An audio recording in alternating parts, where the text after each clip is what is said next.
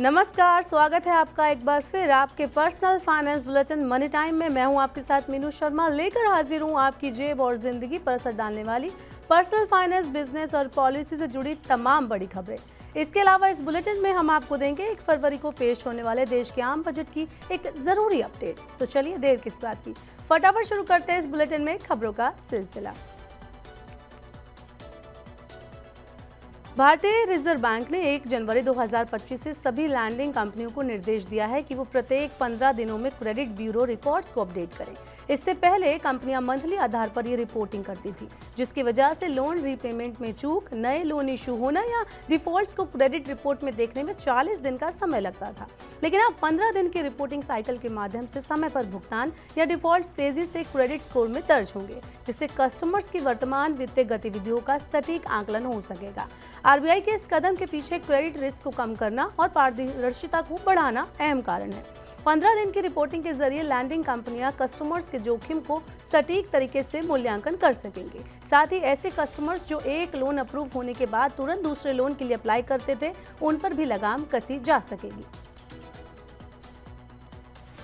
पिछले 2 कारोबारी सत्रों से जारी शेयर बाजार की गिरावट में आज विराम लग गया। सेंसेक्स में जहां 234 अंक की तेजी आई, वहीं निफ्टी में भी तकरीबन 91 अंक की तेजी दर्ज की गई।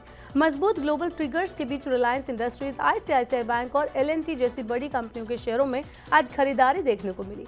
हालांकि रुपए में लगातार हो रही गिरावट का असर आईटी शेयरों पर दिखाई दिया। निफ्टी आईटी में लगभग 300 अंकों की गिरावट देखने को मिली। वहीं सेंसेक्स 234 अंकों की तेजी के साथ 78,199 अंक पर बंद हुआ। निफ्टी भी 91 अंक की तेजी के साथ 23,707 अंक पर बंद हुआ।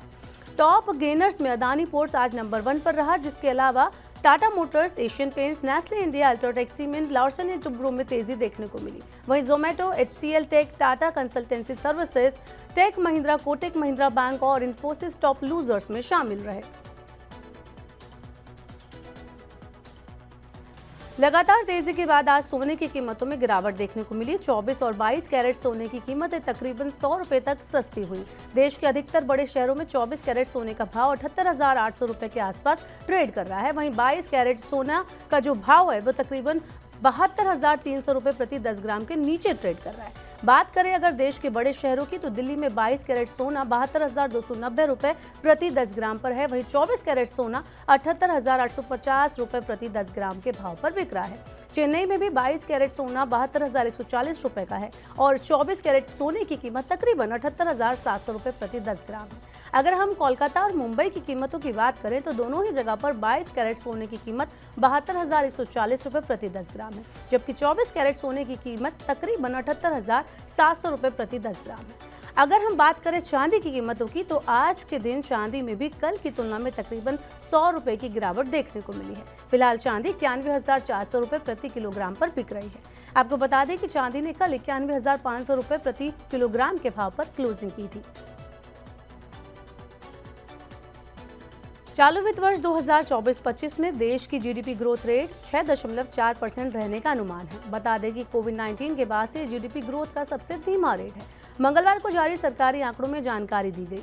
बता दें कि पिछले वित्त वर्ष में देश की अर्थव्यवस्था 8.2% की दर से बढ़ी थी। राष्ट्रीय सांख्यिकीय कार्यालय यानी कि एनएसओ ने वित्त वर्ष 2024-25 के लिए कहा कि वास्तविक जीडीपी के इस वित्त वर्ष में 6.4% की दर से बढ़ने का अनुमान है। हालांकि एनएसओ का चालू वित्त वर्ष के लिए जीडीपी ग्रोथ का अनुमान आरबीआई के अनुमान से कम है। आपको बता दें कि आरबीआई ने वित्त वर्ष 2024-25 में जीडीपी के 6.6% की दर से बढ़ने का अनुमान जताया है। चलिए अब वक्त हो चला है हमारी बजट रिलेटेड अपडेट का। इस बार के बजट में इनकम टैक्स में छूट को लेकर मांग काफी तेज हो गई है। बता दें कि भारतीय मजदूर संघ ने 10 लाख रुपए तक की सालाना इनकम पर टैक्स छूट देने की सिफारिश की है। इसके पहले भी कई इकोनॉमिक इंस्टीट्यूशंस ने प्री बजट मीटिंग के दौरान इनकम टैक्स में छूट देने की सिफारिश की थी, जिसमें पीएचडी चेंबर ने 15 लाख रुपए की इनकम पर टैक्स छूट देने की बात कही थी। वहीं सीआईआई ने 20 लाख रुपए तक की सालाना इनकम पर टैक्स छूट देने की बात कही थी। अब देखना यह होगा कि बजट में क्या इसे लेकर कुछ अहम फैसला लिया जाता है या नहीं।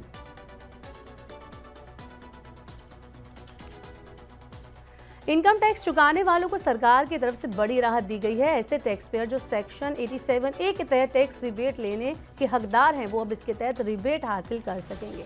बता दें कि टैक्स पेयर 5 जुलाई 2024 के बाद से ही 87A के तहत असेसमेंट ईयर 2024-25 के लिए टैक्स रिबेट क्लेम नहीं कर पा रहे थे, जिसके लिए इनकम टैक्स डिपार्टमेंट ने अपने सॉफ्टवेयर अपडेट किए हैं। इसके चलते ITR फाइल करने वाले लोगों को बड़ी सहूलियत मिली है। हालांकि टैक्स पेयर्स को इसका लाभ लेने के लिए ITR फॉर्म 2 और 3 में मैनुअल एंट्री करनी होगी। साल 2024 भारतीय बाजारों के लिए मिला जुला साल रहा, लेकिन 2025 को लेकर बड़ी भविष्यवाणी सामने आई है। दरअसल जानी मानी investment bank Morgan Stanley group ने एक रिपोर्ट जारी की है, जिसमें भारतीय शेयर बाजार के इमर्जिंग मार्केट कैटेगरी में सबसे ज्यादा रिटर्न देने की बात कही गई है। इस रिपोर्ट में कहा गया है कि दिसंबर 2025 तक सेंसेक्स 93,000 का आंकड़ा छू सकता है, यानी करंट लेवल से लगभग 18% की तेजी की बात इस रिपोर्ट में कही गई है। इसके पीछे का अहम कारण देश की मजबूत ग्रोथ, बढ़ती घरेलू मांग और ग्रामीण इलाकों में खपत में तेजी को बताया गया है। आपको बता दें कि इस रिपोर्ट में banking and financial services, IT and software services, इसके अलावा कंज्यूमर गुड्स और साथ ही साथ आपको बता दें कि इंफ्रास्ट्रक्चर थीम पर अपनी बेट लगाई गई है, यानी आने वाले टाइम में ये सेक्टर्स अच्छा रिटर्न दे सकते हैं। तो ये थी मनी टाइम में आज की तमाम बड़ी खबरें। वक्त हो गया आपसे विदा लेने का, अब आपसे होगी कल मुलाकात। पर्सनल फाइनेंस से जुड़ी खबरों को पढ़ने, सुनने, उनसे जुड़े खास कार्यक्रमों को देखने के लिए आप मनी 9 के YouTube चैनल को जरूर सब्सक्राइब कर लें। साथ ही आज का हमारा मनी टाइम आपको कैसा लगा, नीचे कमेंट बॉक्स में अपना फीडबैक हमें देना ना भूलें। फिलहाल के लिए इस बुलेटिन में इतना ही। बने रहिए मनी 9 के साथ। नमस्कार, शुभ रात्रि।